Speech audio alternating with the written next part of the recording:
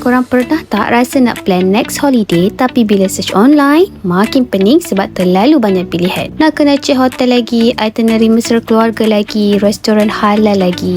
Penat kan? Sebab itulah korang kena datang sendiri ke Mata Muslim Friendly Travel Fair MFTF 2026. Dekat sini, urusan travel korang jadi lebih mudah dalam satu hujung minggu je. Kat sini nanti ada macam-macam package pelancongan mesra Muslim dan destinasi family friendly yang korang boleh bandingkan.